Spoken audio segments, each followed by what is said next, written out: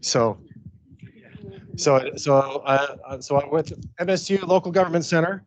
Um, so we work with local governments. That's our group of people we interact with. So we work with cities and counties and special districts, and we provide a lot of training. And so the city and county of Missoula, the Missoula City County, they have us come out and do this training for the many board members that provide service in the area to give some training and support to you. So we come every fall and every spring, and this is our spring session. So how many of you have endured, this is probably a bad way, sat through or participated in one of my trainings before? Just, oh. Is this like required every 2 years? You got to come do this? Oh, all right. Well, this is going to be fun.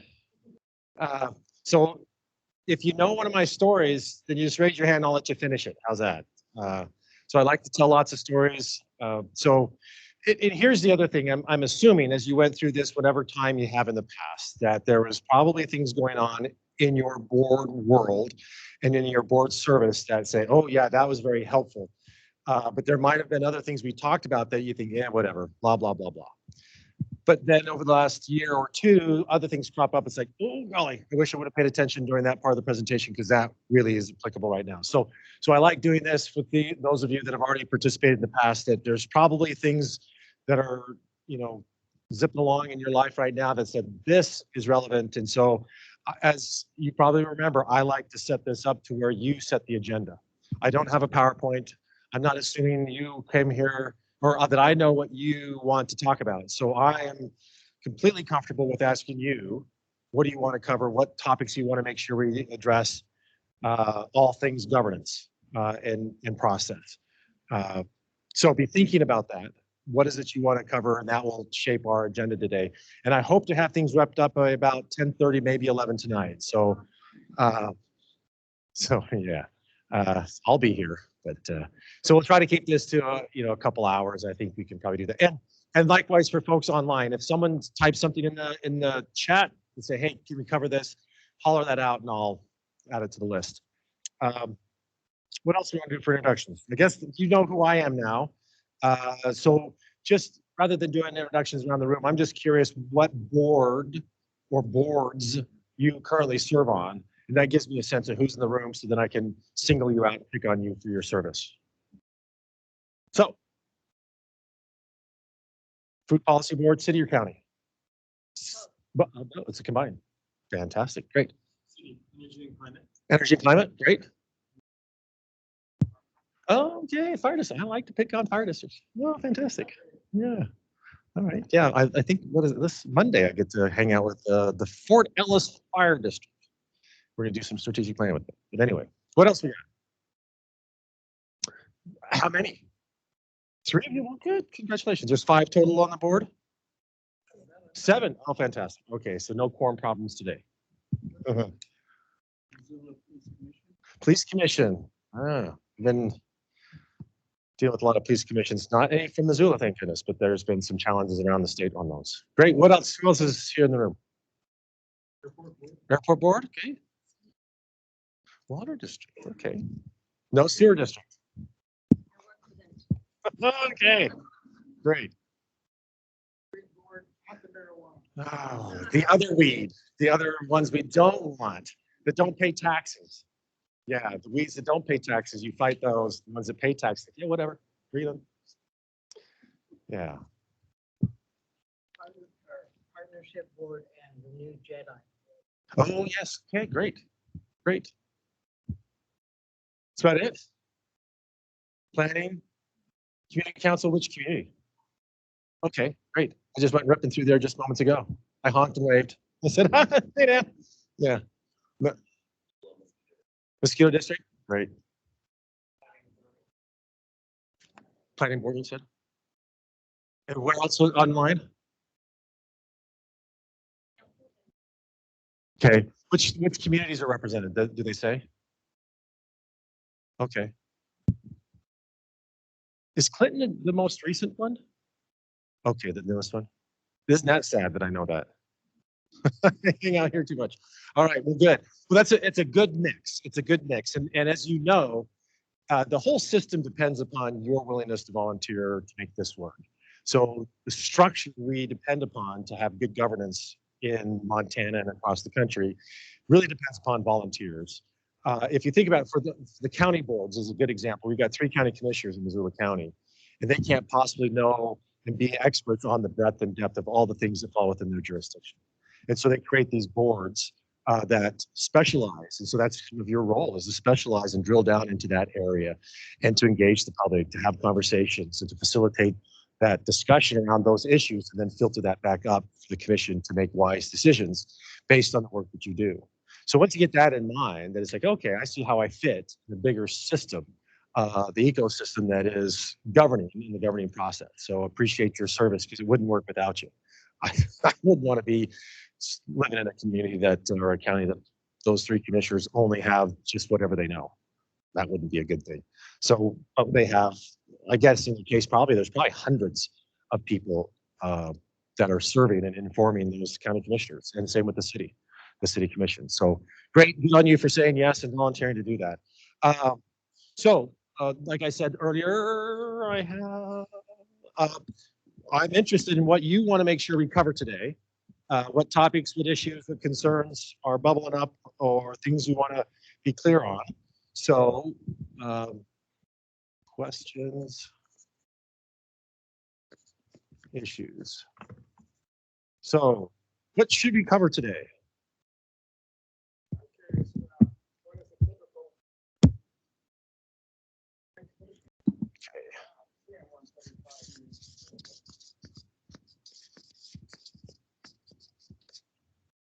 Let's say board. Okay. I'm interested in emails. I send an email to a fellow committee member or entire committee staff from the current it was never happened in our group, but that become an issue.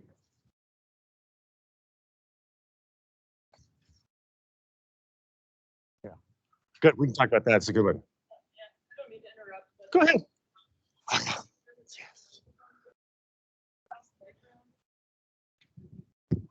Okay, so far we have relationships between the board and the county commission. Kind of how does that work? We have electronic communication, and what does that look like, right? Because it's the world we live in. Is like a lot of what we do is communicated through electronics. So relative to records development and retention, and then when is it going to be a liability for us? So we'll talk about form issues around that. Yeah, good one. What else? Talking stereo now. What else? And if you don't like my humor, it's not going to change. It's going to be this all night long. So just buckle up. It's going to be like this. Go ahead. Okay. I just did a big long email with the city attorney around conflict of interest. Looking at that today. That's how I spend my morning. Relationships with county or city departments. Okay. So, oh, yeah. So one question was conflict of interest, and then relationships with the departments. Yeah. Board. That's an A. Board and staff. So relationships with board and staff. Yeah. Corrective action or staff.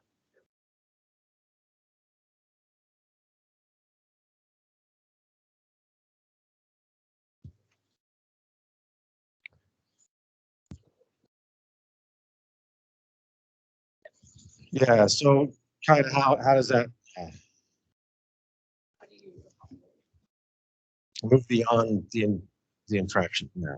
Okay. We can kick around that a bit. A little bit about Robert's Rules of Order. What needs a second? We'll say of order. So Robert's Rules of Order, and then interpretation of the code. The other one that you had was for the people out in Disneyland, is that there's a discrepancy between the way staff is seeing roles, responsibilities, law, and what the board is seeing. So how do we overcome that? Yeah. They still can't hear. All right.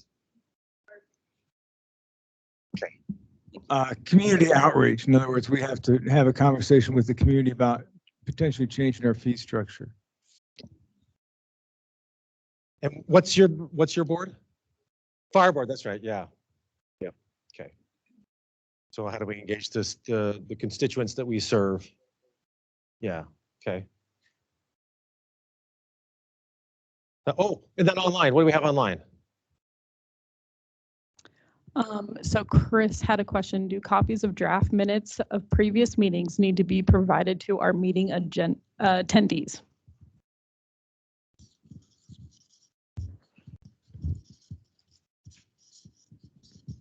So draft minutes, okay, what else? Can community councils use a consent agenda to approve Oh. purchases, minutes, and other routine business to save time and not take up the public's time on business items? Consent agenda. I'm cheap, I just want to make sure I use all the paper. What else we got? Is that it, or? Yeah. That's good, okay, good. This is going to be a good bunch of stuff to cover, so. All right, let's get rolling here. So let's start out, for some of you that may have heard this before, indulge me because I want to go down this. It's kind of a foundational approach to most everything that's going to be discussed here. It's going to sit on top of a foundation. So I want to have that conversation to define that foundation. And then it may make sense as you put the response to these questions in the context of why we're here. So let's start by just discussing the very concept or idea of government.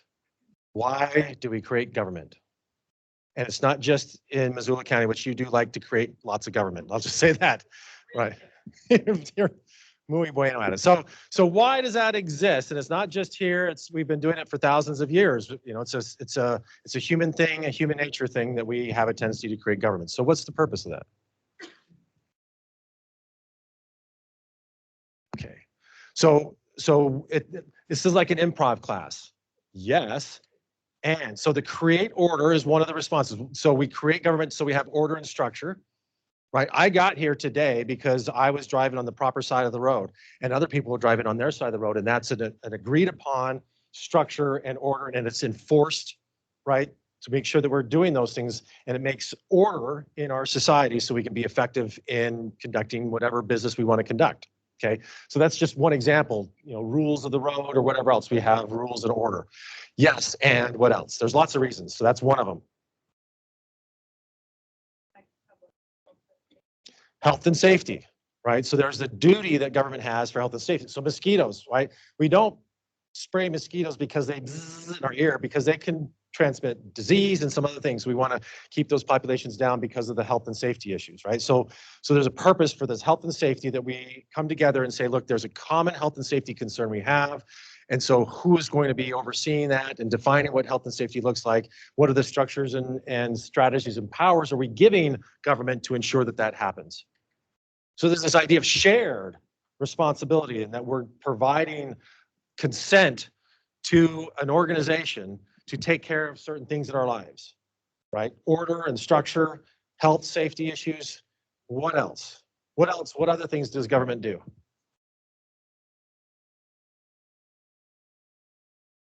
Well, I don't know who to do, but it's representation that chaos. Yeah. Yep.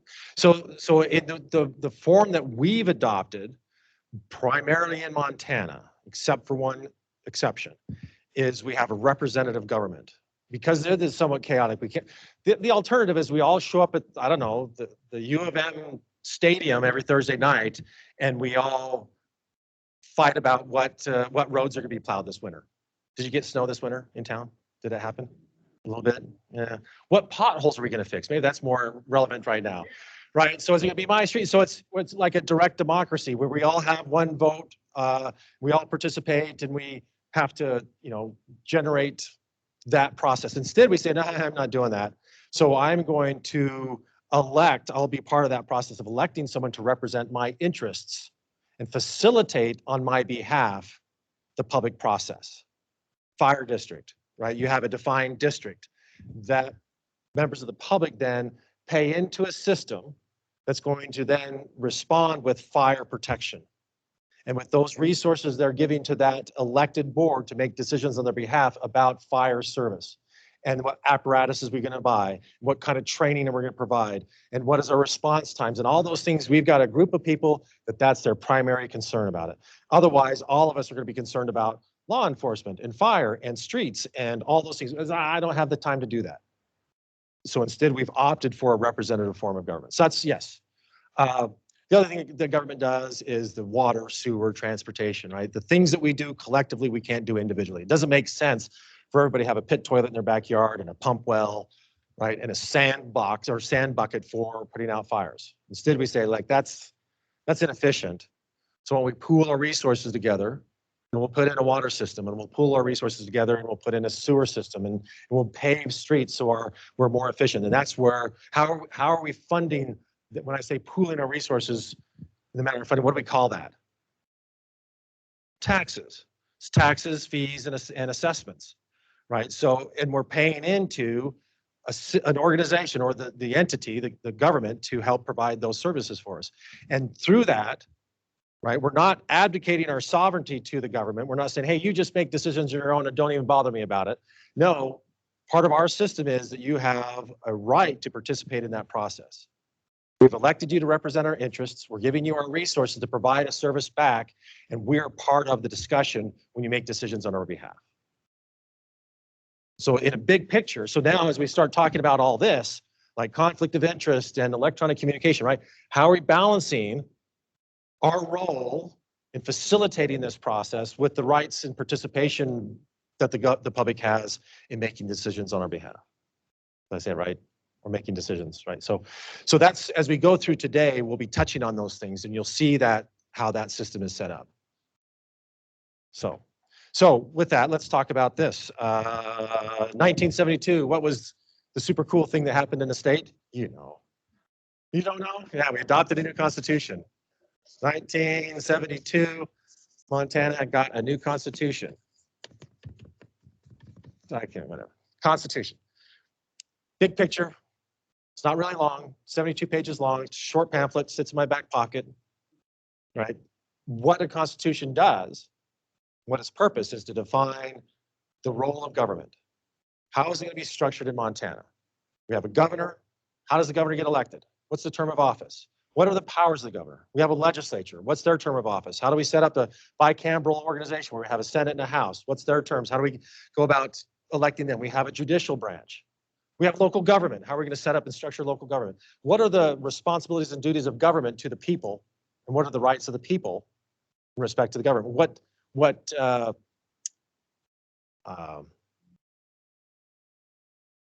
It's something about power. Checking the power of the government, right? So there are certain things, government balance of power and all those things. So all of that's defined in this high level document, right? Because you think about it, we're not managing day-to-day operations of state and local government on a 72-page document. It's not, that's not the intent of that, but that's the genesis. Everything feeds from that document, that Constitution. So what we have after the Constitution is adopted by all of us, we all had an opportunity in 72 that we're here. We voted to say yes or no, and a majority of the states said, yeah, we want to be governed by this document. All right, so then after that happens, then the legislature takes that document. Oh, I'm falling apart here. What a crap show. All right. Oh. The legislature takes that document and says, all right, now how are we going to operationalize this? How are we going to take it from this high altitude document that's very general in its representation, and how do we make it something that we can rally around and have some structure to it, right? It doesn't even mention fire districts in the Constitution, other than we can create districts that allows us to provide services, right? It's a very general idea. So that's why we have weed districts and fire districts and hospital districts. We have all these districts that are created to provide these services. So there's a very small representation in the Constitution about it, but then how do we really drill down and make that happen? And so that's where we look at the Montana Code annotated. And that is our state statute. Now, if you look at a 72-page document, the pamphlet form, has anyone ever seen the full Montana Code annotated? It's awful, isn't it? It's a lot of books. It sits on a shelf and occupies about this much space. Thousands of pages where the legislature has figured out how do we take what it says here in these 72 pages and make it so, you know, from airports, right, to mosquitoes, to weeds, to public health and child vaccinations. It's all that's kind of figured out in there. Land use planning. Who's the planning? Land use planning. Oh my gosh, there's a whole section on land use planning. Right? How are we going to decide as a state the rules for developing our land and our spaces? There are state laws. Yep. Now, that only takes us only so far in drilling down, right? So the Constitution is really high. Then we get kind of somewhat close.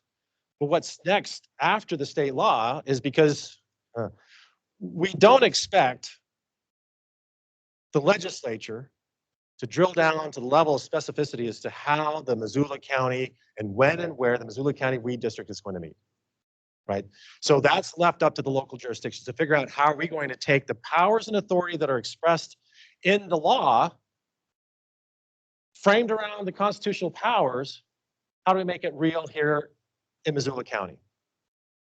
Because Missoula County's Weed District are going to exercise those laws granted to them by the Constitution differently than, say, Powell County or Valley County, right? That's that local control. So what you're going to do on the local level is you're going to create, gotta get the right color here, local policies.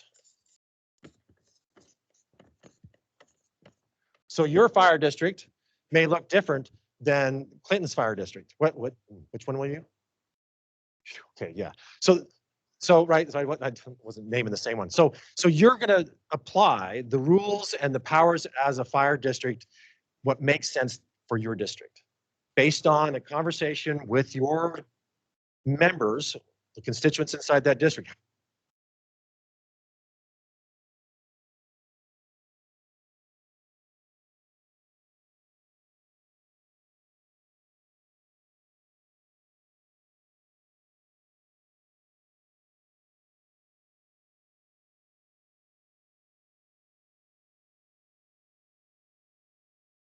I know, don't talk about us.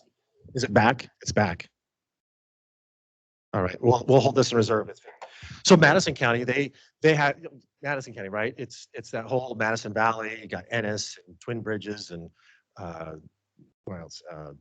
Anyway, Sheridan, Moonlight Basin, way up on the hill. Anyway, their fire district was having the conversation with some of these recently moved in people. And what are your expectations about fire protection? And their expectation, given their experience from wherever they came from, was what, well, if I've got a fire, that fire department will be here in 7 to 10 minutes. And the fire board member's like, ain't gonna happen. I'm sorry to disappoint you, but it's gonna be 35 to 45 minutes, and our time there is gonna be how do we contain the sparks so they all fall in the basement. That's about all we're gonna do. We're not gonna save any structure. We're just going to contain it from catching the next building on fire or catching the grass on fire. That's all the more we have. And that, to these new residents, was like, that's not acceptable. So then they said, well, what kind of conversation? Let's have the conversation. What is acceptable? Because this is what you're paying now, and this is the level of service you're getting. If that doesn't work for you and you want to have a better level of service, what does that mean then? We have to increase the rates, right? So it's a conversation. If you don't like that, so if you don't want to pay more, then this is what you're going to get. Right. So they said, yeah, we're willing to pay more. We want to bring that time down. Great. What's it going to cost? And they negotiated, you know, they said, well, and so they put on the ballot for their district, do you want to raise your taxes in order to fund this additional level of service? And they said, yes. Yeah. Yep. And that's that conversation, right? Is, you know, what do you want and how do we sustain the services? Because this is not sustainable solely on volunteer support. And so we're going to need more money in order to bring in a paid district or paid firefighters. So then they were able to build another substation, which then improved the response time. Here's the other thing that's really cool. You guys have this option. improve their response time. Now, if you know anything about ISO ratings, it's this insurance looks at what's the response time and then they rate based on that, and it determines what you're paying for fire insurance. So by increasing the response rate, what happened was the ISO rating went down, and so their fire insurance went down, which almost paid for the increase in taxes. What's that? It's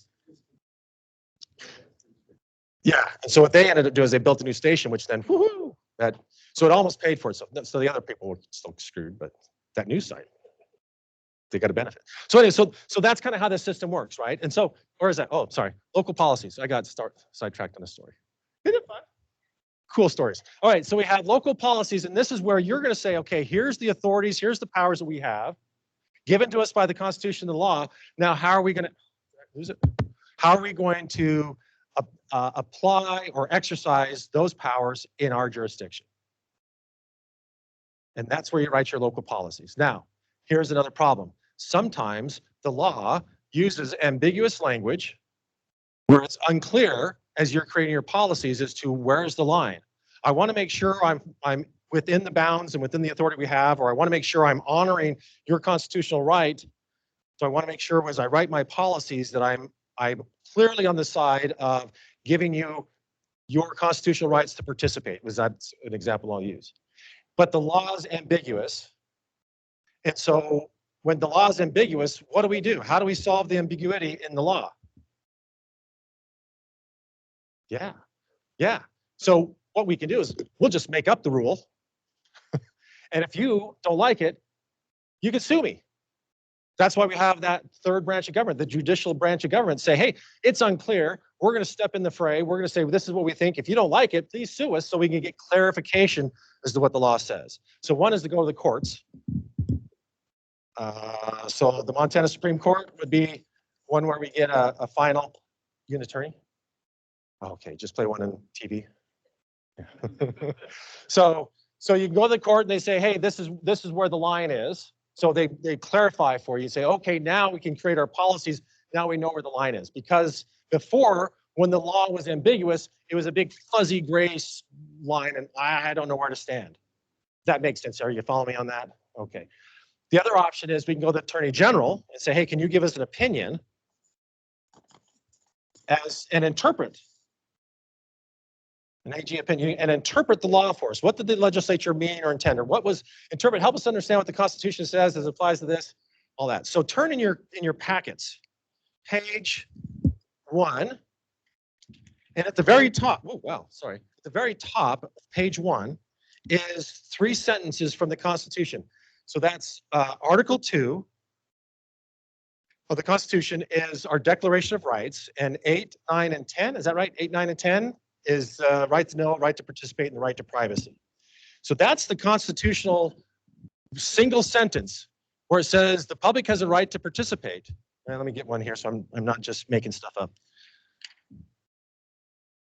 The public has a right to expect governmental agencies to afford such reasonable opportunity for citizen participation in the operation of the agency prior to final decision as provided by law.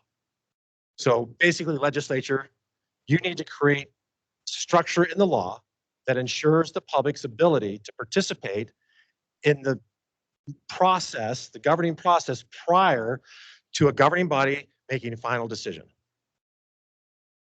So when I talk about you on these boards as facilitating the public process on behalf of the public, right? You're bringing the public in and having that conversation, clarifying and trying to hear all the range of ideas and opinions and trying to say, okay, what's the best for the most? And how do we then communicate that back up to the commission for final action?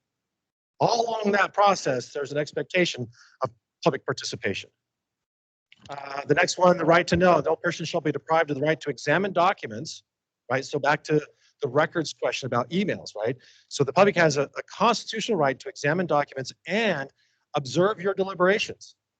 So in Montana, we have a constitutional expectation or right of the public to observe the quote unquote sausage making, right? Where we come together and we're just deliberating and we're hacking at stuff until we come to some sort of consensus around an issue and make final decision. And the public has a right to observe that machination, right? And then so we'll pull in the emails here in a little bit. So go ahead.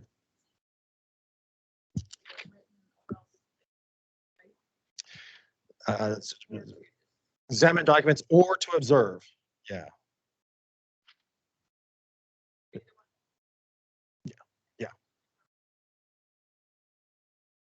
Yeah, so if they weren't able to observe, they still can look at the documents. And it's more than just minutes. It's any document generated by the public agency is a public record, unless there's an issue of privacy on there, which is very rare. And there's a little carve out for security, right? So we're not going to turn over the architectural plans for the state prison or the county jail. So we're going to hold that back from you. But there's very little that is not open to the public. We have in Montana very bright sunshine laws, more so than most other states. We have a transparency issue here in our state. Now think about what was going on in the state of Montana prior to 1972 and where was the seat of power and how transparent was that? Yeah. So Butte and the Copper King, so it was very frustrating for us as citizens. We were operating with a very opaque process and a very opaque constitution from 1889 to 1972. We're pretty much fed up with it. And so you're seeing in our current constitution that reflects to how things were done before. And that's why our transparency laws and our sunshine laws are so bright, because that was intolerable. That's why we had those campaign finance laws that were so strict that it took the Supreme Court to finally just, last decade, strike them down, because we were tired of these, elections being fixed and the press was being compromised. It was just a whole big, it was great if you were Copper King, but it was frustrating for the rest of the citizens here. And so I think our Constitution now is very heavily focused on the public. The previous Constitution talked a lot about railroads. I don't think our current Constitution even mentions the word railroad, but it was a big deal. We like to regulate railroads and talk about railroads, but all about railroads and timber and all that stuff in our previous Constitution. What's that all about? Anyway, there's a whole thing about constitutions in this country as they evolved in states. Anyway, we just happen to be on a particular wave that was very much focused on the people. All right, where's my glasses? And the last one. Oh wait, I didn't finish the third one there, or second one. So examine documents or observe deliberations of all public bodies or agencies, except in the case in which the demand of individual privacy clearly exceeds the merits of public disclosure. And the last one is there's a right to privacy and shall not be infringed without the showing of a compelling state interest. So in Montana, our Constitution gives the public in Montana a constitutional right to privacy, which isn't even found in our federal Constitution. It wasn't until the 1880s that the Supreme Court said it's implied. So our right to privacy relative to our federal overseers is based on Supreme Court rulings, nothing in our Constitution. And then laws that are reflecting of that. Right. So, but in Montana, it is a constitutional right. So now just think about this interesting dilemma that we're finding ourselves in. Here in Montana, we have these two constitutional, is a constitutional right to know, to observe, and to participate. And the other one is the constitutional right to privacy. Now, is there a potential that those two rights may come in conflict? Yeah. So you got to find, there may be a time, and I'm going to look at the fire district, because the fire district has an employee that works for the board. And they would call that employee fire chief. That is the sole employee of the fire department or the fire district. And then the fire chief then hires and manages all the rest of the department. But the fire board manages that fire chief. So they're going to find a time where they have to do a performance evaluation of the fire chief. Now, in Montana, there are certain things that are considered private. The Supreme Court said personnel records, IQ tests, military records, medical records, drug and alcohol issues, family issues. Those are things that would be considered private. So if you're going to be doing a performance evaluation, that individual may say, hey, that's private. But on the other hand, we have the public out here that has a right to know. And so the board, and particularly the board chair, is going to find themselves at being a fulcrum to decide whose constitutional right are we going to violate? Your right to privacy or their right to know? But we can't do both. We're going to be in direct conflict. So right to know, right to privacy. And we're balancing those. Someone is going to lose out on constitutional right. That's just going to happen. Isn't that exciting? Someone's getting screwed tonight. All right. So it's so having these conversations and coming to these. Some of you said, "Oh, this wasn't a concern of mine," but it is now. Thanks for bringing that up. I didn't think about that. So we can talk about that. That didn't show up on our list, but if you want to, we can get to that. How do we balance that? And there's a section of law that gives you some good guidance on that. And there's a whole lot of Attorney General opinions and Supreme Court case notes that bring clarity to this. And just those 3 sentences in the Constitution then lead to 4 pages of the MCA to clarify those 3 sentences. And then you have probably 8 pages of local policy, at least the boilerplate local policies, bylaws that we've created represent about 8 pages. But then if you add a few sentences of the Supreme Court case notes and HE opinions to interpret these things here, it's about 32 pages long. So there's a lot more that has come to help clarify those constitutional rights from the courts and the Attorney General, more so than what we get in the law, if that makes sense. There's a lot of content out there. So if you're screwing up on that, it's not because you're plowing new ground. It's because you're not doing it right. All the new ground has been plowed at this point after nearly 60 years of the Constitution in place. We kind of know how that works. Okay. We good so far? So that's kind of a foundational thing, right? So why does government exist? Health, safety, provide things collectively we can do or don't want to do individually, right? There's a level of collectivism in there that we've all said, look, there's certain things that make sense for us to do collectively. So in those community councils, that's one of your roles, is to say, okay, rather than the county commission thinking about our specific catch at the county, and what are we going to do, waking up today, what are we going to do for Bonner, what are we going to do for Lolo? It's like, okay, we've got people in Lolo and people in Bonner that are having that conversation and having that discussion, what's in our best interest, and how can we access government to provide these services that make sense to do collectively rather than individually, and how do we communicate that back up for the county commission to take action. So it's a very ground up process, not ground up like you put it in a blender, but it's ground up. All day, I'm gonna be here all day making these jokes. It's gonna be a long afternoon. Okay, we good so far? Go ahead. Oh, yes. Yeah, so yeah, Can you repeat go it? ahead. You said there's a representative form of government in Montana in all situations except for one. And I'm racking my brain on the one.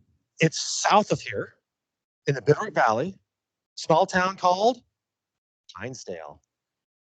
Pinesdale has town meeting form of government where the legislative branch of that community, that town, is the population. 10% of the registered voters represents a quorum.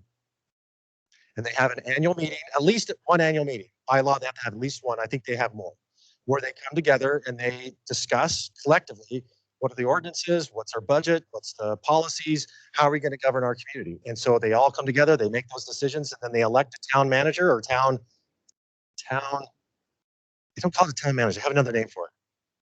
Anyway, like a town manager that is the executive branch that then executes the things that's the decisions made by the collective community. Yeah. That's a whole other conversation. We can go down that rabbit hole, but that's not where we're here. Yeah, it's kind of cool. Any other questions? So far, does this help give you at least some foundational understanding? It's like, okay, then all this stuff will kind of comes from that groundswell. We stand on that space of, okay, this is my role is to facilitate, to help have the conversation, to clarify. Oh, here's another thing that's interesting to think about too. Picking on the fire district, all the people that live in your fire district didn't move there because they all are Minnesota Vikings fans, right? That is an interest. We don't govern by interests. We govern by the common cause. So what brings everybody together in that jurisdiction is fire protection. And so their interest in fire protection. So you as a elected board are representing the community, everyone in that community around fire service. So whether they voted or not, whether they like you or not, whether they believe the same beliefs you do or not, you still represent them and are to be somewhat like Switzerland in making decisions on their behalf. You try to find what's the best for the most. Right. So an interest would be, oh, we're all Minnesota Vikings fans, right? That's an interest. So you might have an interest in a community as, oh, we're members of a Kiwanis club. That's an interest. We align ourselves around the mission of the Kiwanis Club or the VFW or whatever social organization. We don't just serve them in their interests, or a church, right? Not all people belong to the same church or have the same beliefs. So we're not serving our community based on beliefs, or you're just here and you're a member and you get the same focus, the same energy as everybody else does. There's an equality about that. And that's another role that government plays. Does that make sense? Yeah, I bring that up. It's a little touchy right now because there's several communities that are fighting this right now about religion, and they want to have invocations at their city council meetings. It's like, well, okay, let's talk about that. How does that work? Well, anyway, so again, that's an interest rather than, hey, because there's some people in that community that probably don't believe in, have a religious affiliation, and how are they going to feel about their representation now? I want to come with equal standing with everyone else, and if we start, breaking that down and say, oh no, we're going to do certain things that is going to alienate another part of our community, though that's not really why government exists. It's to represent all of us, regardless of your interests. What brings common cause is we all care about fire protection and police protection and transportation. That doesn't have an affiliation with the Vikings, Minnesota Vikings. I know. I can't fix that, but I can sure help you. Well, I can make a difference here. All right, so let's start hacking at some of these. Go ahead. Yep. Administrative rules. Do county and city governments apply administrative rules that just to the state level? Just the state level. So the ARMs don't apply. There's a section of the code that says ARMs don't apply to local governments. That's why you make your own local policies.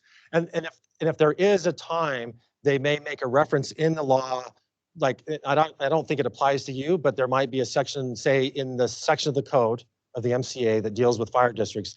It might say, oh, in reference to the ARM number 17 or whatever, that would, instead of writing it twice, they'll make a reference. But unless it has that specific reference, local governments don't apply, the ARM doesn't apply to them. Is there a difference between authorities and districts, or is it just semantics? That's a good question. At this point, it's going to be semantics. So what's an example? So like give me an example of an authority. I can, airport authority, yeah. Yeah, and so you're probably referred to in the law as trustees, fire service area, a fee service area. So a fee service area, fire district, airport authority. So no, I don't know.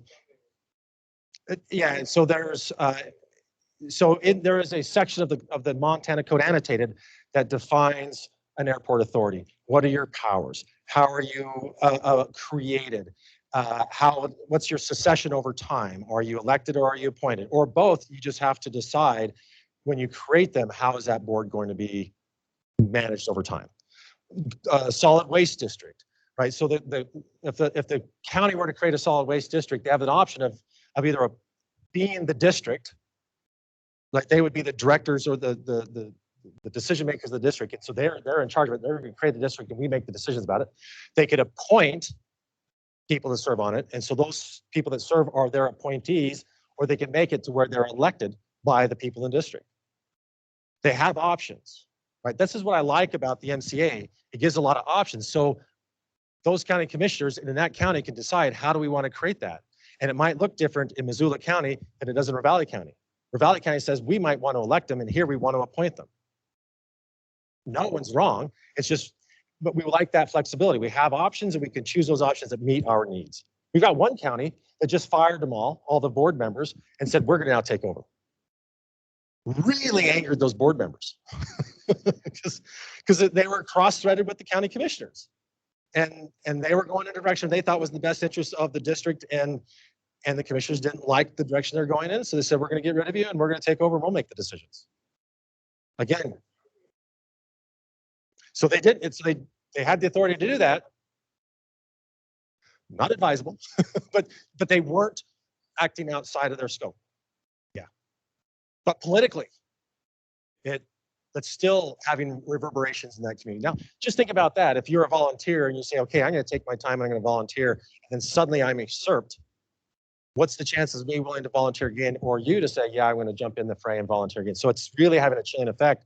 And now they're wondering why they can't get volunteers to serve on their boards. Huh. Shocker. We connected the dots for them before, and then they do it. They say, yeah, we're going to do it anyway. And say, now they're coming back and say, now how do we get people to volunteer? Say, yeah, well, anyway. I won't tell you where that was from, what county that's in. Relationships. Yeah. Yeah. Yeah. This is really good because it really depends upon the type of board you are and how you're created, what's your purpose. So some boards, and I'm going to tell you, I'm going to talk about, I hate to even use the word best practice. Maybe I'll talk about common structures, because best practice implies that if you're doing something different, that we're not doing best practice. And I don't want to make that impression.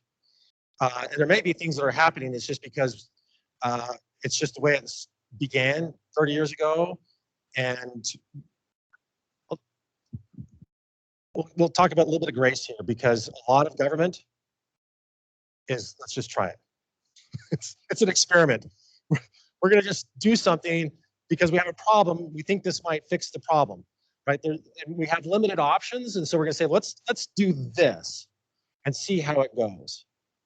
And then what happens is that experiment initiated by one commission 8 years later has got a completely different commission. And they may have just lost, well, it's not, the fire's not raging. It's just burning with small flames. So we're going to focus over here for a while, but it really never dealt with it, right? So they didn't do the care and feeding that should have been taking place. So every now and again, that'll flare up and it's like, oh, we now need to put some attention back here. I'll give you an example. I won't tell you what city it is, but it's the city of Helena. They have written in their charter this thing called community councils, right? Or yeah, no, they have community councils, neighborhood councils, and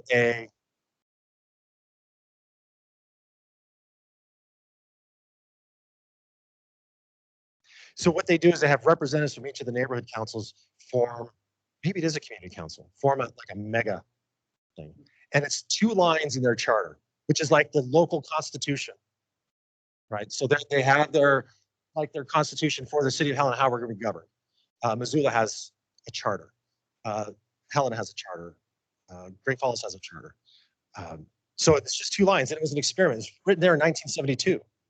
And they created it without a lot of direction. There wasn't a lot of local policies and guidance for this community council that evolved over time without any direction and without any sideboards into a whole entity all into themselves, to where they said, we are now a check on the council. That was not the intent in creating this. It was more to advise the city commission on 2 issues, growth and the budget. Now we've got this community council that has evolved to a point where they're appointing people to serve on city boards. Well, I said, well, that's not a thing. Well, they've been doing it for years. That's still not a thing. They have no authority, because the authority that they have as a community council comes from their charter. The charter says nothing about it. Now, what they don't have is any local policies that provide guidance. So it comes back. So in a long way around to talk about your question about this relationship, is there may be this this void that we haven't ever really defined. What should that relationship look like? I had another county talk to us about this very issue. It's like we have all these boards out here, and they're doing their thing, but they're somewhat independent. We don't have a good way to communicate back and forth. So we're really missing out on the whole point of having them there, is to advise us, right? So they're meeting and they're having discussions and doing stuff, but it's really not informing us. And they're really not having any impact because they don't have any power. They're advisory. Does that make sense? So it just says this is not effective. So what do we do? So we worked with them to create a reporting structure that every quarter they have all their. Okay, we'll get to it. Throw dollar bills at me, gets my attention. 5s, I will stop everything. 10s, well, I'll go home early. So creating a structure for reporting. So they'll say, look, we got 56 boards. We're going to divide them up. So every quarter, we're going to have so many boards are going to come in and report to us. It may not be necessarily in person. They might say, we want a form filled out saying, what have you been working on? What are you currently working on? What are your plans for the future? That forces the board to start thinking about, oh, we need to start thinking about what are we doing now? What do we, so that over time, that report becomes very meaningful then. And then when there's something that they want, particularly community councils, right? You engage the community around an issue. You clarify that issue, you bring it to the surface and say, okay, now we feel like we understand a consensus in our community. We want to represent that back to the county commission. That might happen at your timetable when things you feel like, okay, it's time to talk to the commission. But there may be other times of the commission, just check in with us once a quarter. What's going on? Just keep us abreast so we know kind of what's happening in these different communities around the county. So they have their finger on the pulse. And as they're thinking about what's the best interest for the whole county, they have in mind what's going on in each of these mini metro pockets. Right. So part of that is if we don't have a really thoughtful structure existing right now on how we can engage and really fully get the benefit of these boards, that might be a trigger. Say, well, maybe we need to start thinking about what that might look like. Go ahead.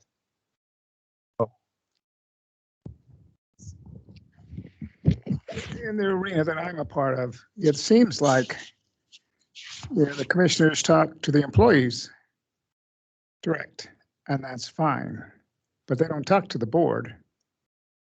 And maybe the board should talk to them, but it's kind of like you scratch your head on occasion if you're on the board and go, what the hell am I doing here? Yeah. Yeah.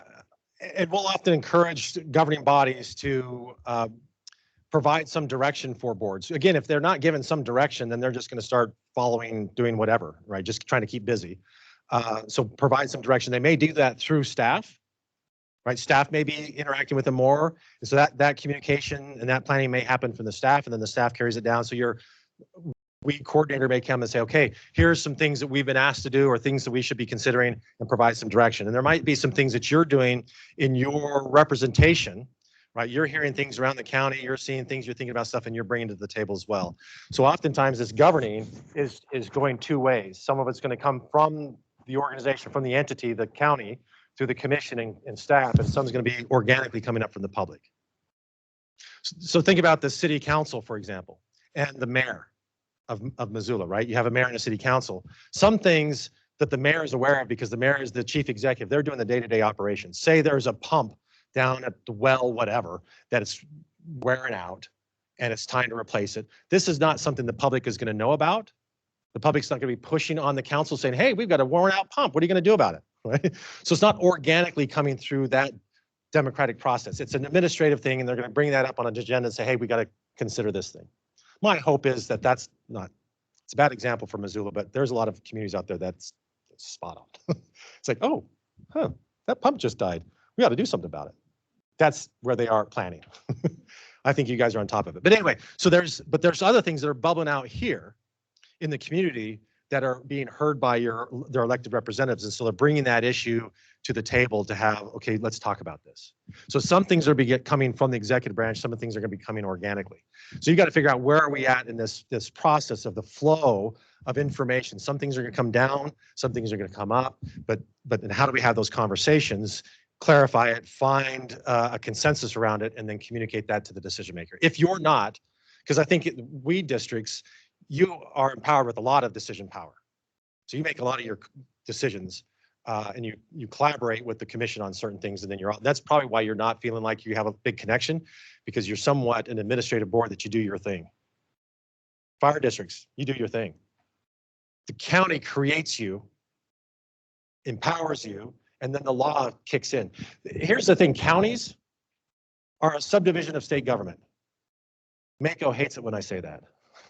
But they're a subdivision of state government. And so rather than the legislature meeting and saying, hey, we need to create a fire district in your neighborhood, and they have to take action. No, they're not going to do that. They're going to empower the county commissioners to act on their behalf to create the fire district.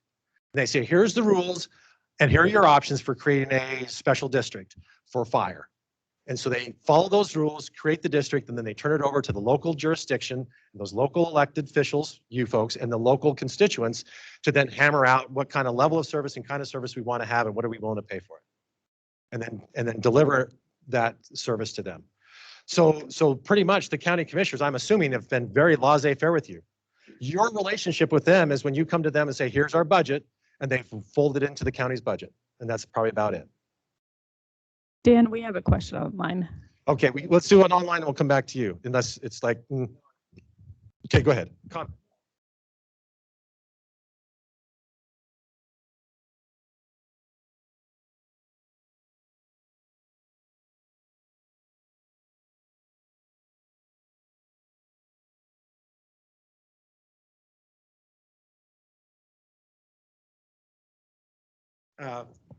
There it is. Okay, thanks. For example, one of the ties, it says in the law that the county attorney is the fire district's legal counsel. So there's another connection that this fire district has with the county. And that's all by law, so it's that structure that's developed that we operate within that structure. Many of your boards are a creation of, there is a need in the county or the city. Like the JEDI board is not found anywhere in the Montana Code Annotated. But the MCA also says you can create a board for any public purpose. So there is that flexibility. So there's a lot of boards that are represented here that do not exist in the MCA. You're solely a creation of the city or the county saying and recognizing there's a need. We're going to respond to that need. We're going to create a board who's going to then facilitate this conversation in the community and then either, make recommendations back to us to make decisions on that, like the JEDI board. And there's another one, the food policy. Yeah. I'll tell you, there's not one of those in Prairie County. We'll tell you that right now. Yes. All right. So online question, what do we have? It is from Bonnie. You stated that the ambiguity can cause the need for a person to have to sue to get clarity on a policy or law, and whose dime? And what? At whose dime? Oh, it's typically so if I'm a citizen and I think the county or the city is not, one of these ambiguous situations, I don't think you're interpreting it right. I'm going to sue you, and you could get your court costs paid for if you're found to be prevailing in that. So it's risky, and it is challenging. And there's several other examples where there is a high bar for citizens to hold the government accountable, the way the system's set up. And it's a kind of a disincentive, and it kind of errs on the side of the legacy of the government to continue doing it is because it's such a high bar to hold them accountable to that. That's sad. But you have the ability to recall, right? There's an ability. So you can recall, but there's a very high bar. It's much easier to get elected than it is to unelect someone. You can lie your way into office, but in order to recall them, you got to prove they lied. Does that make sense? It just frustrates me. So there has to be a clear violation and proof of that violation in order to say you violated your oath of office. We want to recall you. Just by the virtue of violating your oath of office should boot you out, but no. Anyway, things I cannot control. That is one of them. All right, so back to the ambiguity thing. So we'll get to the ambiguity thing. So and to continue on with the online question, and you had a comment, or did you make the comment? Okay, fantastic. Let's look on page 1, middle of the page, 23103, participation. Each agency, now there's a whole section that gives definitions to words. Words mean something. So whenever the legislature creates the statute and they use certain words, they're going to give a definition for it. And so when they use the definition of agency, it's basically every board, bureau, commission, authority that's created to facilitate the public's good is called an agency as it relates to this section of the law. So each agency, which would encompass all of you, shall develop procedures. So that'd be like bylaws or rules of procedure, your local policies. You need to develop procedures for permitting and encouraging public participation in the agency's decisions that are of significant interest to the public. So you need to both permit the public to participate, but also encourage their participation. So you have a statutory expectation to encourage the public to engage in the process of your decision-making process. Not just say, hey, we're going to meet on Thursday night at 6 o'clock out at the fire hall and, you know, we're going to lock the door. Right? There's an expectation to do more than that, to let them know this is what we're going to be doing and the decisions we're going to be making on your behalf. And that's when we start talking about agendas and noticing agendas and all that. Let's see, the procedures or these local policies must ensure adequate notice. And that's the sticking point there. Adequate notice and assist public participation before final agency action is taken of significant interest to the public. So again, it says assist public participation. So in one sentence, it says you got to encourage it. The next sentence says you need to assist them in participating.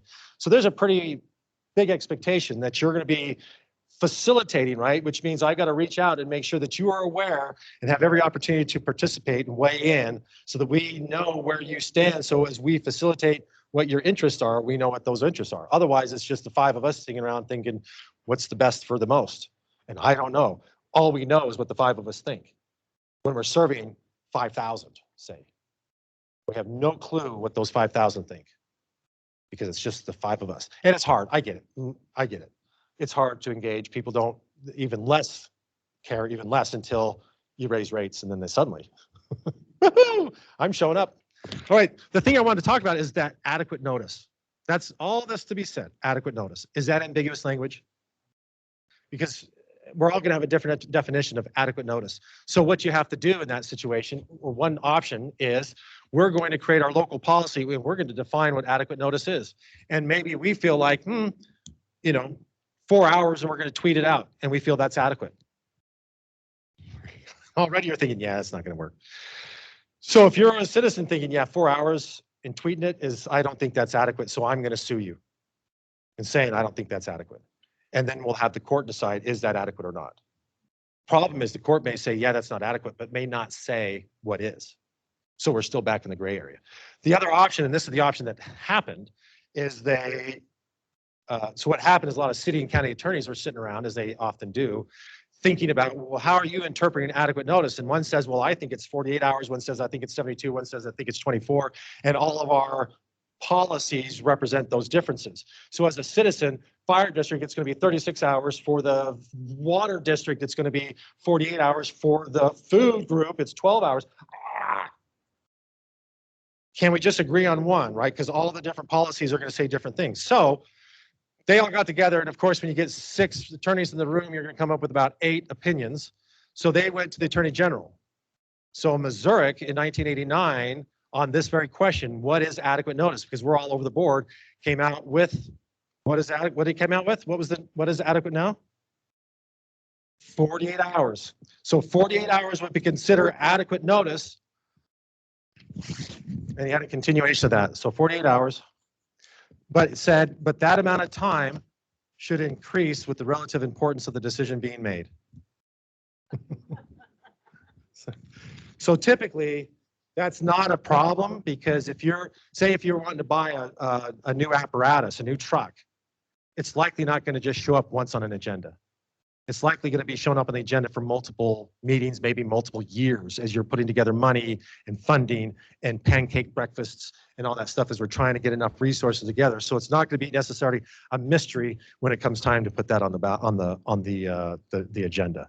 So that hasn't really been a problem. It just seems kind of funny that we're clarifying ambiguity with a little bit more ambiguity. So 48 hours. So now you know, when you're creating your policies, that there's an Attorney General opinion that tells us what adequate notice is. And so if your policies say anything less than 48 hours, you need to fix them and bump it up to 48.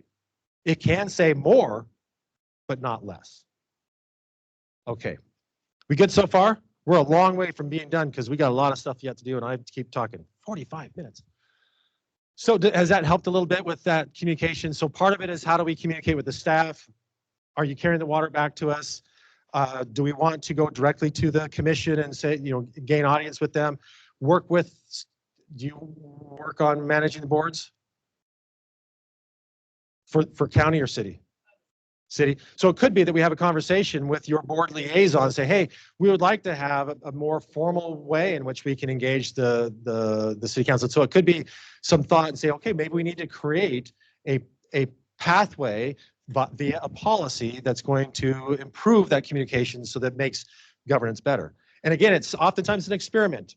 And until we start asking those questions and pushing, or it no longer functions well, that causes us to come back and give more attention to it. And that's just the nature of, it's not the most efficient system.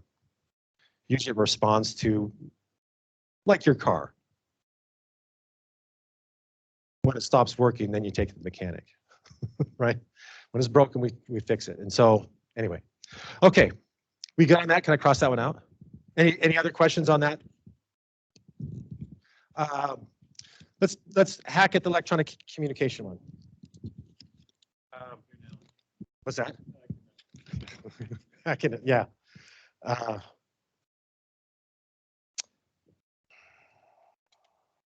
Part of the next section in that page 1, that B, I, A, A, C, all that stuff that's highlighted in green. That's all, a lot of that is new that the legislature just added this last session. So it doesn't apply to, no one, health department's not in here. So each agency shall publish an agenda. So there is an expectation that you're going to have an agenda created 48 hours ahead of time. And that's your notice. You're noticing the public that we're going to be having a meeting. Here are the things that we're going to be discussing at that meeting with a level of detail so that the public would feel adequately noticed.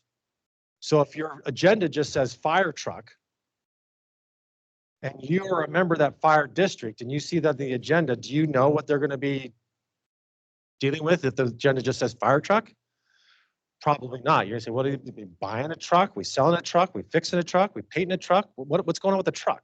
And maybe that might get you inspired to show up. I don't know. I would say on your agenda, rather than just saying fire truck, I should say purchase of 2012 2.5 ton international pumper truck for $104,000. That now I would feel adequate. And that would be sufficient on it, that the public has now noticed this is what we're going to be talking about. And I can then choose to engage and participate or not. But just, or worse yet, fire district board is meeting 7 o'clock Thursday night. That's insufficient. So now the law is requiring you need to have an agenda. What is it we're going to be talking about? What are we going to be discussing? And what are we going to be taking action on? So that you then are adequately noticed to engage and participate, to exercise your constitutional right. So part of that right, as we said earlier, is you need to afford them a reasonable opportunity for participation. That's a constitutional right. Therefore, the law says publish your agenda, and then the agenda should have some level of specificity so the public feels adequately noticed. So it's all, yeah. Publish. What constitutes, you said?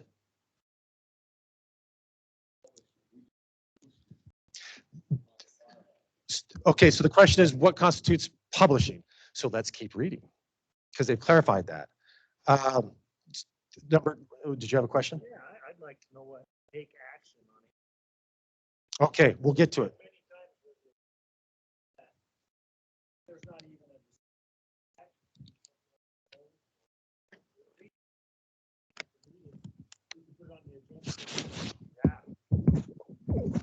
Yeah. Robert's Rules of Order. Let's talk about, yeah, we'll get to that. Yeah.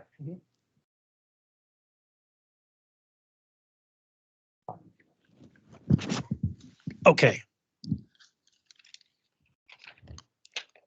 So number BI.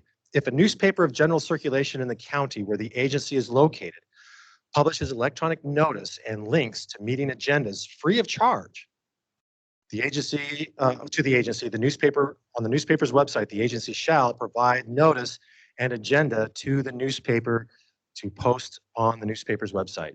So that's one option, right? So you can look to the newspaper. I don't know, so we'll say the Missoulian. Are you in, so you're within that district. So you would contact the Missoulian and say, do you publish agendas for our meetings free of charge? And if they say no, then 2, is the next option, or double I. If they say yes, then you send them the agenda in sufficient time for them to publish. If they say, I want you to do that once a week, it's like, well, that's not going to line up for our notice. We don't know what we're talking about. If our meeting's on, whatever, do the math. It's sometimes it's very inconvenient. We have our meeting on Thursday and they do all their publishing on Tuesday or Wednesday. That's not going to give us 48 hours, but we don't know what we want to talk about the previous week. So the next one says the newspaper of general, I've read that one. If the agency does not have an option to post notices and links to meeting agendas free of charge, the agency shall provide adequate notice of a meeting by doing at least one of the following. And that's posting a link to the meeting agenda on the agency's primary website. So if you have a website, you can post it there. So like my guess is the Weed District is part of the county's ecosystem, and you probably have your own agenda, and the county probably has ways in which they're already noticing meetings on the county website. However, the fire district isn't the same as the Weed District. You're kind of part of their ecosystem. You're separate from it. So either you have your own website, or the next one that says posting the agenda on a social media site of the agency. So that's where, so then you create a Facebook or what are the other options? Facebook, we'll just say Facebook. And we have a page and we'll notice it there.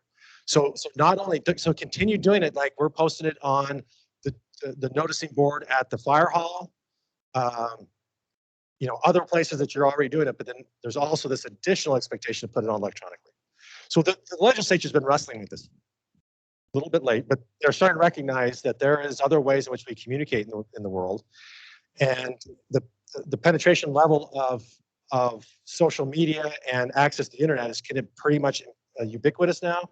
So then how do we provide a structure and framework for local governments around the state to access that medium to communicate to their public? Because prior to this, there wasn't any expectation or any notice or a discussion about using electronic means to do that.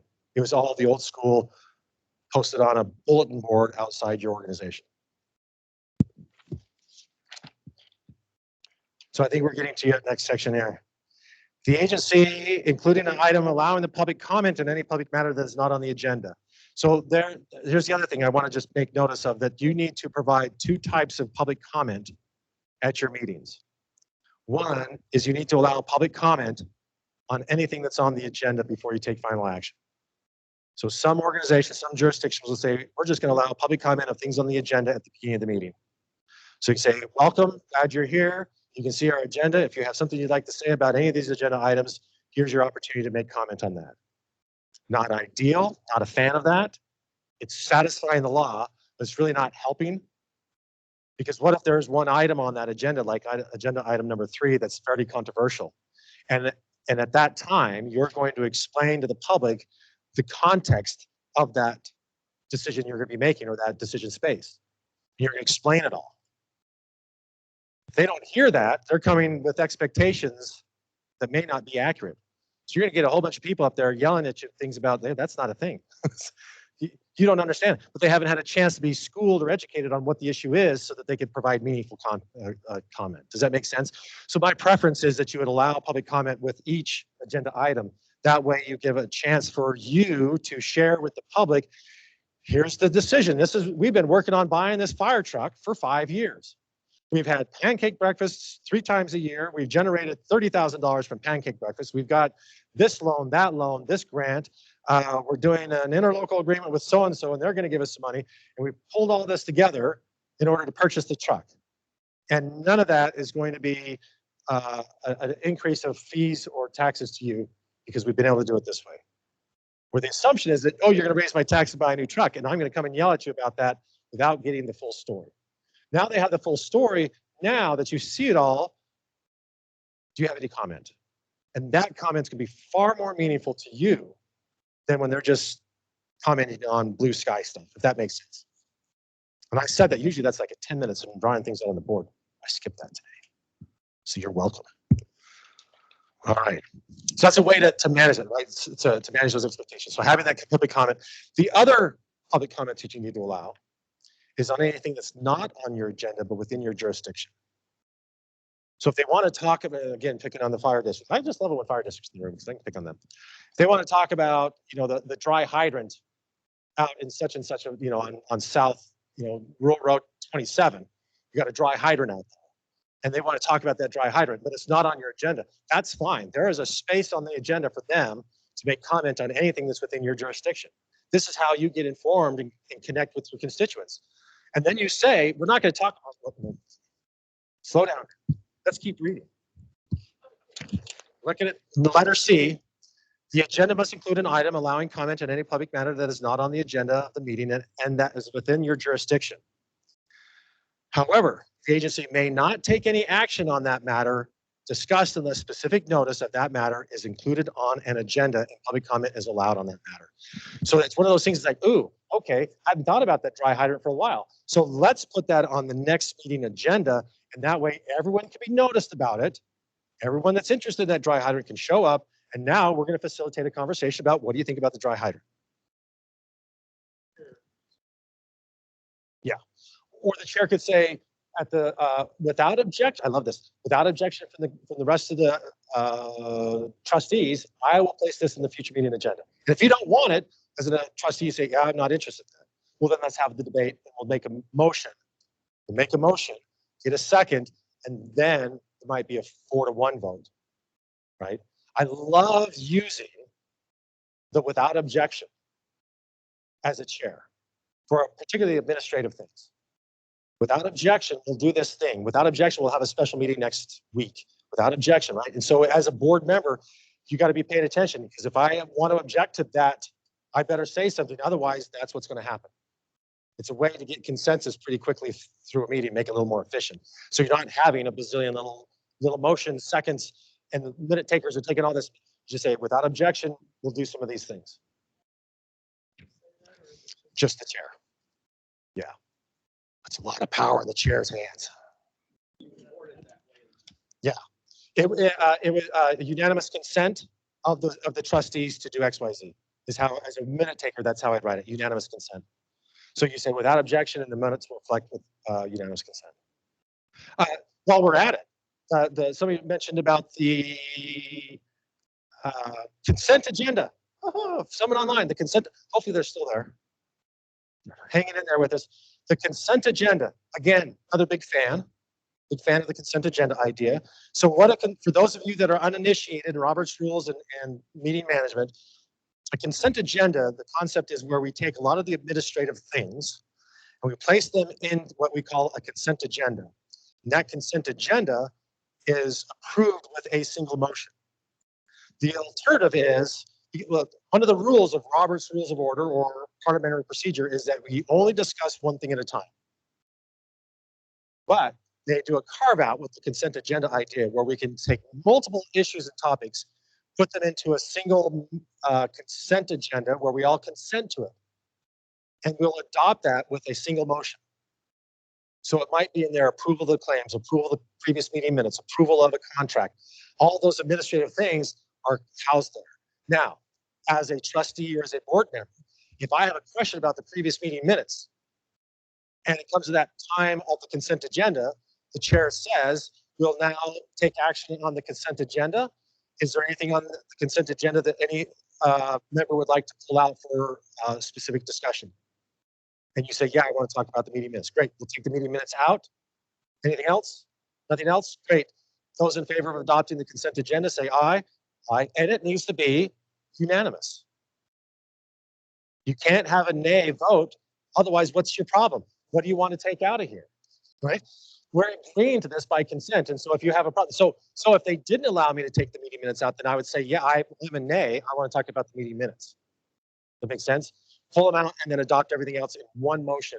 And then you discuss specifically those meeting minutes, resolve it, and take action just in the minutes. Go. So the consent agenda is when you have a lot of stuff that's kind of boilerplate issues that you want to put together and say, good or no good. And if there's something small, you can bring it out. But in general, it's a way to be efficient. It's efficient, and it's usually on those administrative things that you have to approve every meeting. And so instead of taking a lot of time on those things, you can dispatch them fairly quickly. And as a minute taker, you don't have to, Bob motioned, Larry seconded. It was, so it just makes things quicker. But it's going to be, and you can probably write in your local policies or your bylaws what are going to be the main items that are going to be contained in the consent agenda. And you all agree when we adopt our bylaws, these are the things. And so then you as the chair and future boards will use that as the guide. I'm a policy wonk. I love policies because that's going to provide the continuity for governing, because all y'all aren't going to always be there. You may find, and so the other alternative without written down policies and procedures of how we conduct our meetings, we're operating by norms. We just agree to do these things out of our goodwill. Now, how well have norms been holding up in society in the last, say 5 years, right? Huge risk. Today. So it's a huge risk. But so somebody got a comment there, or is that? Yeah. Oh, nice. Oh, okay. I was thinking they're like, yeah, brother, norms, screw them, make it up as you go. So the idea of creating local policies, that provides that continuity. This is how we're going to do it. Now, if you don't like it, you just join the board and I don't want to do it that way. Great. We have a process by which we're going to debate that and decide how to change it. But right now, when you don't have it written down, I come in and say, yeah, screw it. I'm not doing that. You can blow the whole thing up. And that's what Monday and Tuesday, 48 hours, I had 5 calls specifically about how they dealt with the dismissal of communal norms. Council members are no longer acting appropriate and consistent with the law. Mayors that are acting rogue, citizens that are that are being way too aggressive about the exercise of their rights to the point of obstructing the city or that jurisdiction's ability to conduct business, which then is becoming criminal, right? And I don't want to even have the conversation about someone that comes to a meeting and even discuss criminality, but it's getting to that point where city attorneys and police chiefs and mayors are having the conversations like, at what point has this disruption now impeding the ability for the public to conduct its business? And when do we need to push back on that? That is scary. That for 15 years, I have not had to have that discussion. And I've had to have that discussion 3 times in the last month. Yeah, wow. This is where democracy is going to survive here at this level. So we need to be good examples for everybody above us. Just saying. Don't get me down that rabbit hole. But yeah, I get to see all the dirty filth of governance in the state, and it's not pleasant right now. It's so fun to be with you guys, though. You guys are so like, yeah, we're chill. It's the other weed that's hanging out here that's like, yeah, dude, this is okay. Consent agendas. Hopefully that was sufficient explanation of consent agendas. But just think about what are those administrative things put in there. Unanimous consent.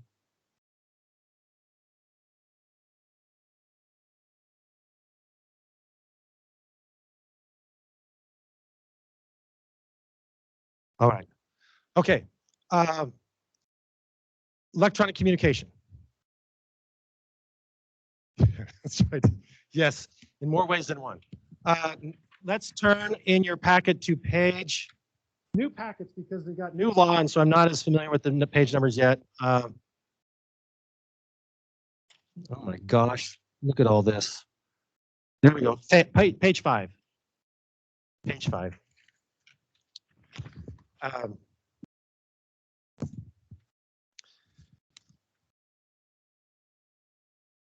So looking at 23202 at the top quarter of this packet, all in yellow, defining a meeting. So there's a legal definition of what is a meeting, which is going to become important as we start thinking about what are all the different contexts in creating a meeting. So using this part, a meeting means the convening of a quorum. So we need to have a quorum present. And what is a quorum? How do we define a quorum? A majority of the governing body. So here's another thing. Say you've got a 5-member board, one person resigns. Now what's the quorum? No, say 2 people resign. 2, oh, I gotta be careful though. 2 of the 3 would be a quorum because you can't count people that don't exist against the quorum. Does that make sense? So